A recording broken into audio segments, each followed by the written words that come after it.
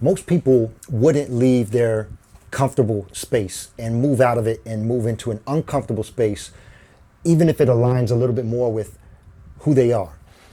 If they had a job or a career and they've been in it for years and they're comfortable, they have job security, they know exactly what they're doing. Not too many people are more senior than they are.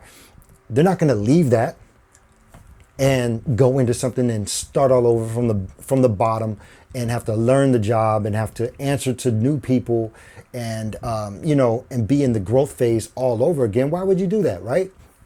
But I'm not most people, and I want to set that example in this video for you and why you could also do the same thing. Because what I would do and what I am doing is I am leaving what's comfortable and I'm following my heart with what aligns with who I am. And it's a great feeling. And this is what I do as a coach to help other people do as well. And of course, it's not all about leaving something and moving to something else. What I coach you for is to figure out what it is that fulfills you. If it is what you're already doing, I help you figure out how to master it and how to master yourself in that area. And so here's what's going on with me. I'm the leader of a cyber organization, or I could say I'm one of a couple leaders over a cyber organization. I've been doing this in the military for 23 years. I understand what I'm doing. I'm comfortable in my position. I'm comfortable as a leader. I get it, right? But at the same time, there's an opportunity to go and be an instructor, to teach senior leaders how to lead at the next level. And that is aligned with who I am. I need to be amongst people and helping to develop people because that's what I'm all about. As a life coach, as an online course creator who builds courses on professional and personal development, that's where I belong. But at the same time, I got to leave the position I'm in. That is a position of authority. It's a position that I can easily get comfortable in and I can stay in and just continue out through the rest of my career in it. But I would rather go into something that's uncomfortable, but doing who I am rather than doing the work that I do, if that makes sense.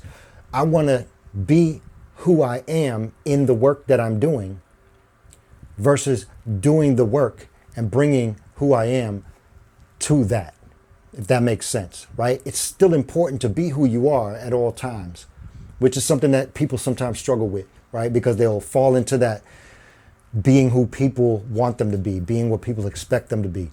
But I'm not talking about that, right? No matter what you're doing, you need to bring yourself to it. But if you can, you spend the time that it takes to develop who you are and you start to know who you are and what makes you tick, and you move into that arena and you make your life be about that. So many people don't know who they are, and that's normal. But it's time to get back into yourself. It's time to take time for yourself and figure out who you are. Develop yourself. Get a coach. Take a course. I mentioned those two things because I got them for you. I got them. But even if it isn't through me, find out who you are. Find out what you need to be doing in life and do it. And in the meantime, if you can't just shift and leave what you do right now, you can at least shift your mindset. And whatever it is that you're doing, do it to the best of your ability.